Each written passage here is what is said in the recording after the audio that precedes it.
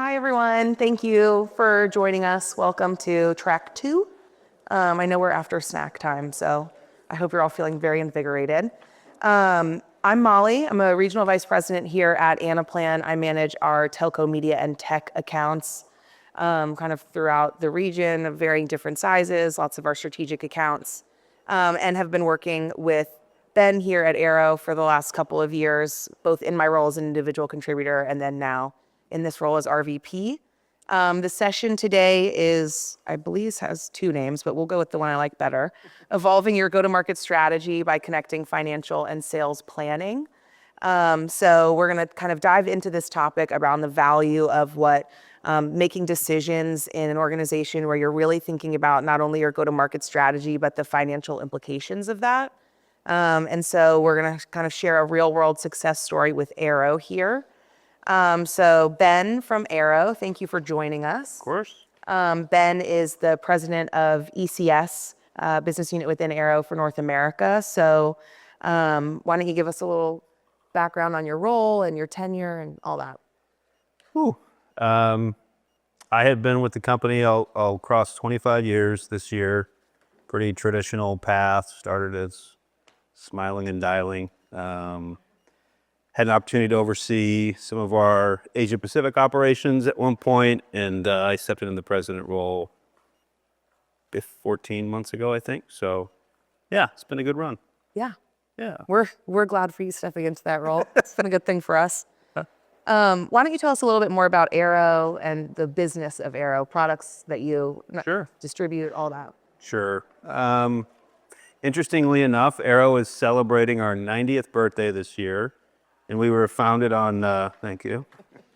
You don't get to be 90 without making good decisions. We were founded on Cortlandt Street, was our initial location, which is just not far from here. So, but Arrow at its core is a technology distributor. We have 2 distinct businesses that we take to market. We have a components business, which, yes, big warehouses and lots of things that we ship around the world. But that business at its core is a design services business. So anything that plugs into the wall or connects to the internet, their goal is to design from the board up. And then the other part of the business for us is enterprise computing solutions, which is where I sit. And that is all things on-prem, hybrid, cloud, and I guess I'll say automation in terms of our platform and what we offer. Customer-wise, if you think about our components business, they're anyone that's, again, designing something or plugging into the wall. It's not generally for consumer, although they do have some consumer clients. It's mostly B2B. And we hope that the world loves them and buys lots of them. A little bit of manufacturing on that side, but that's not a core competency. And then for us, we sell through a network of VARs or resellers, system integrators, but also service providers, CSP, MSP, MSSP. So that's what we do. Yeah, thank you. Sure. Super simple, it sounds like. So what was the driving force to start using Anaplan and some of the initial use cases? Automation, transparency, accuracy, creativity, and I guess scale, I would say, is what we were after. We grew up in a business, again, the business is obviously very old. We ran off spreadsheets. Everybody raise your hand if you want to go back to spreadsheets. No. A few people actually raised their hands. We don't want to go back to spreadsheets. But when we started with Anaplan, like the driving force, in addition to the sort of the hopes, wishes, and desires of the words I just shared, we were actually pursuing 2 very large pieces of business. I mean, very, very large. And we went through all of the sort of financial engineering on a spreadsheet. And once we completed that exercise for both, we actually were awarded the business in one case and not in the other. But what we came to realize is the amount of man hours that was involved in pursuing that business, 50% successful in winning, was just not sustainable. There was just no way that we could deliver on our goals with the sort of roadblock and congestion that was involved with that process. The other piece, I think you asked me about use cases to start. I hope you did. Yeah. We have a commercial business and a public sector business. Obviously, we have an ERP system or IT stack for both for obvious reasons. We really struggled to get a consolidated view of any performance in any sort of timely fashion. You'd get a commercial spreadsheet, a public sector spreadsheet, and then we paid people a lot of money to sort of smash them together and say, well, here's how we performed on a consolidated basis. That was a real challenge for us, given how the pace that both businesses were growing.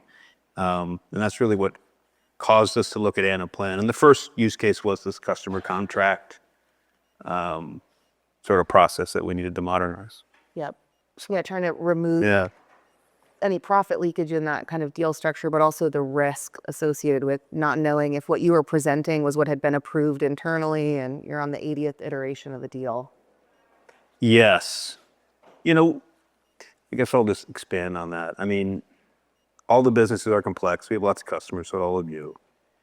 As a distributor, though, it's my job to represent hundreds and hundreds of different OEMs, ISVs, infrastructure providers, hyperscalers, all the things that go into an IT solution.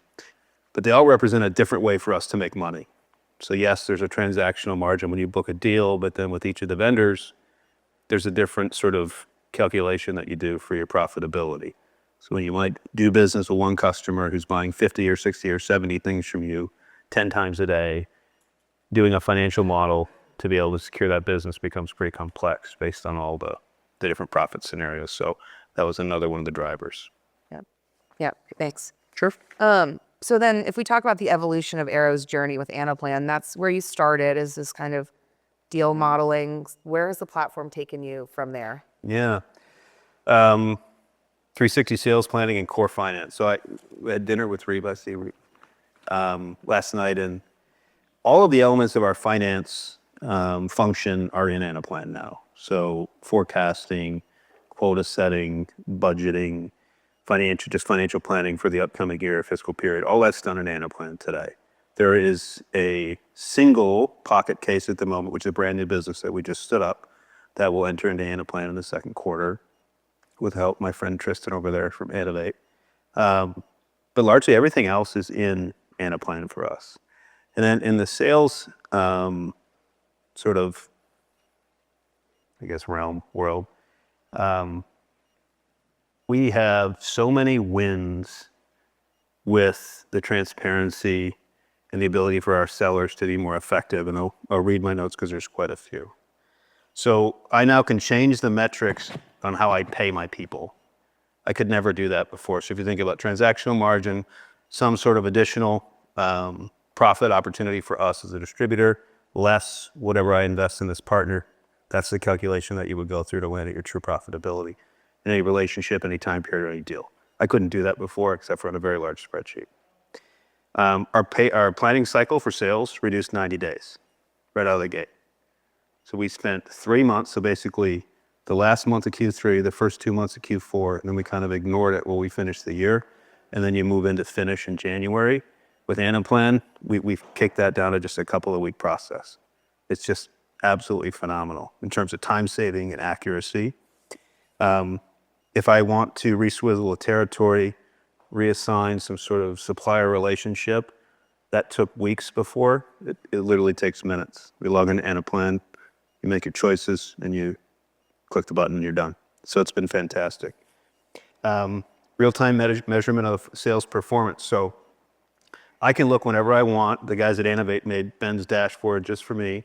So I can look at any customer and supplier combination whenever I want and see our true profitability for any time period or for any specific deal. That also extends to my sellers and my sales leadership.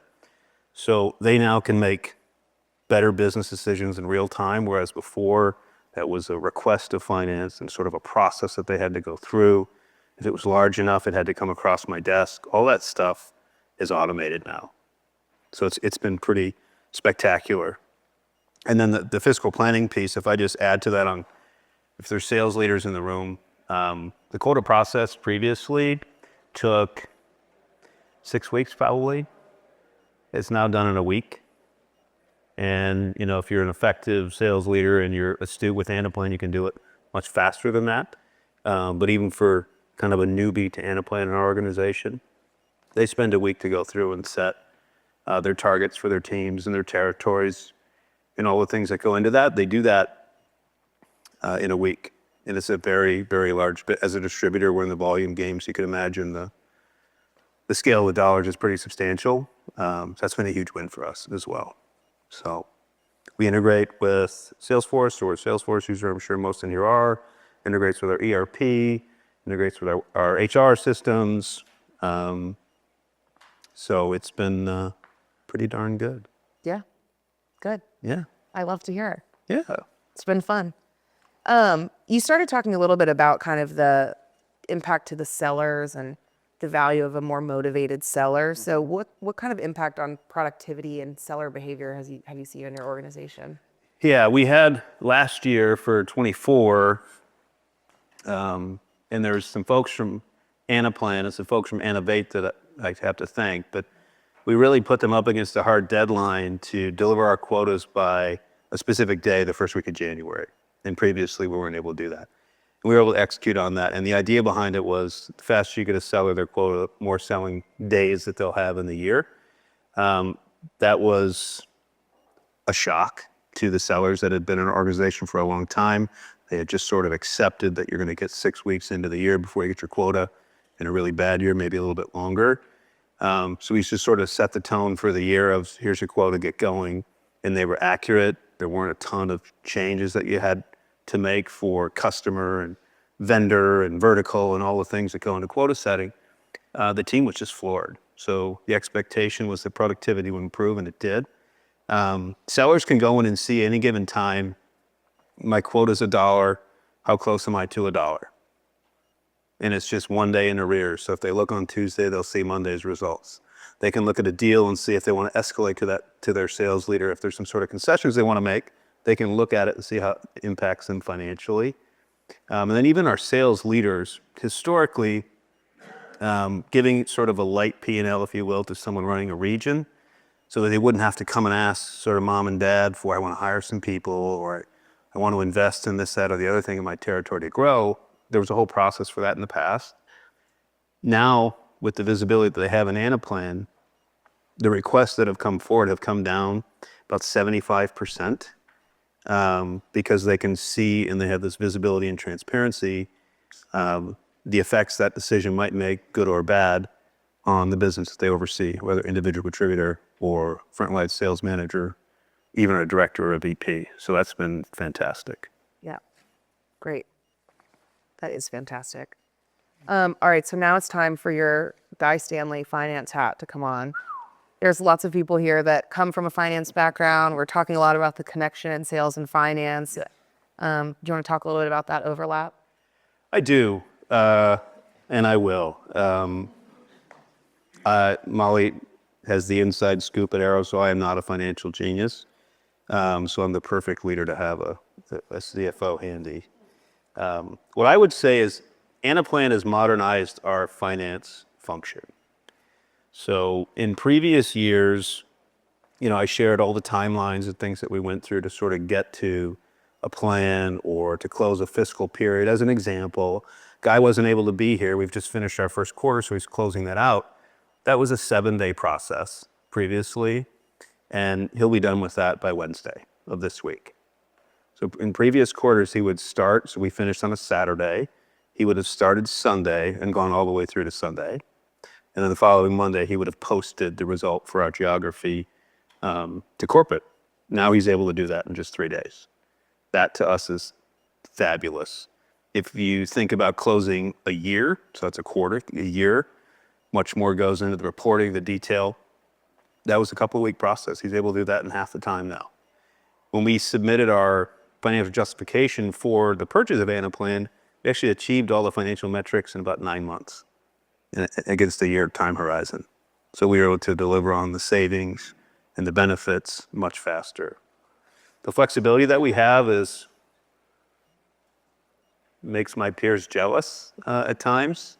So within Arrow, there's ECS and components within their sister companies under each of the divisions. I'm sure you'd be familiar with that. But we have the ability to answer a question for a global CFO for a business or Inc. level CFO in real time. So the call might come about performance in a market or a specific category or a specific vendor or whatever it might be. You just give them the answer. Before, they would call and ask, expecting to wait 3, 4, 5 days for the answer because you had to dig into the incredibly large and complex spreadsheet. And they're just shocked at the ability to have that information at your fingertips. The sales behaviors, so finance and sales aren't always friends, but our ability to align our financial goals with the way that we pay the sellers I commented on earlier, it's been a huge benefit for our finance organization. But I think the biggest one for me is our finance group can now leverage the work that the rest of the functions do. So by having a single platform where everyone is using sort of singing from the same sheet of music, sales, as an example, all your quotas, all your performance are in one place. Marketing, how we spend those dollars to go out and drive demand. That used to be another very large spreadsheet. That'll be by the 6th of April, Tristan, right? That'll be done and in our Anaplan instance because the Innovate folks have sort of risen to the task there. So this sort of, it's hard to quantify. Yeah. But if you're Guy Stanley, who's my CFO, he now can benefit from all the work of the different functions without having to replicate that, which has been a huge improvement. Even intangibles, our staff meetings are better because the detail is there. Our forecasting that we go through, everything is in Anaplan. When I sit down to have a forecast delivered by the business, they just open Anaplan. And we all log in on Teams or on a TV, and we literally go through Anaplan. That's how our forecast is done. Previously, spreadsheets, screenshots, put it in a PowerPoint with lots of words and 10 different revisions before it got to me. It's so simple now. And all the data is in one place, and it's up to date, and it's real time. So it's been fantastic. Great. Thank you. Sure. What are, I think this is maybe 1 or 2 more questions, and then we can go to some Q&A. Sure. But what are some of the key performance indicators that you look for, and what are some of the results you've seen? I mean, you've spoken about some of them, right? Like a reduction in planning cycles and higher transparency, but what are some of the other KPIs that you might be looking at? Let's see. You see the ones I did not hit on here. As a distributor, and I don't know what companies you are with in the audience, but we have a massive amount of marketing dollars that we use to drive the business in terms of demand creation and messaging.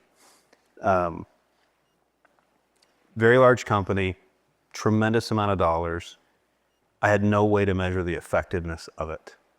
I didn't even know at times where it went. So we would, finish a quarter, go through a general QBR cadence, and I would ask the question. I know how much money we have. I know that we spent most of it. That's the other part, is it doesn't even all get spent. My question is very simple. What did you spend it on? What did it generate? 2 weeks later, I was told what we spent it on. So now we're 2 weeks into the following quarter. The QBR happened the week after we closed the quarter. So we're basically into month 2 of the following quarter before I can get an answer to a question about the prior quarter.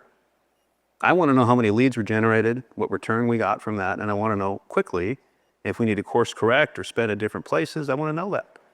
And that was all run, again, off a different spreadsheet. We now have the ability to see that, or will on the 6th of April, be able to see every dollar that is coming in, where it's being spent. There's opportunities for us to generate profit off of those dollars in certain instances as well. Now we have great ability to see that in real time. So that in addition to the other areas that I mentioned. Yeah, that's a good one. That's April 6th, right? Day after my birthday. Right, Tristan? Okay, so final question here then. What is next for Arrow and Anaplan, and any advice you might offer to someone starting out this journey? I would say perfecting our shiny new toy is what's next for us. So Anaplan has opened up our eyes to our ability to move. So we're going to continue to change our business based on market trends and dynamics, everybody in here will do the same thing. But if we hadn't taken on an Anaplan instance, I wouldn't be able to do that. I would be sort of handcuffed by an Excel spreadsheet to be able to move at the pace of business. So I guess lessons learned for me, it's like anything. You hear AI tossed around and all the buzzwords in technology, but all those things come back to clean data. We had a really good sort of teamwork with our deployment partner, Innovate in Anaplan, but then our functions, in particular with our IT groups, data was pretty solid all the time, and where we needed to course correct, we were able to do that. So I would say clean data is key. The Tiger teams you put on the deployments, you need owners by function. For a time, even I was an owner. I even got my own page in Anaplan, which is great. It's called Ben's Dashboard. I would tell you patience. Like Arrow's a big, complex organization. I'm sure many of yours are as well. I am not patient by any stretch of the imagination, but I learned patience. But I also got, in return for patience and collaboration and teamwork and just agreeing to the milestones and the timelines, I got a great product back. Got an excellent output. I've said it a couple of times in here, but a good deployment partner, which I mentioned, and then having an internal owner, it can't be a night job for somebody. Anaplan is incredibly valuable, but you have to learn the tool, and you have to be able to navigate within it and understand the capabilities to get the return you want. That won't surprise anyone. I think early on we thought, well, we have a deployment partner, great. We have the Anaplan resources, great. We'll let Bob work on it on the weekends, and very quickly realized that you just can't do that. So prioritizing an owner, but then also prioritizing owners by functions, which I mentioned earlier, kind of be the lessons learned. Yeah, I think it sounds great. Thank you. Thank you. Good afternoon.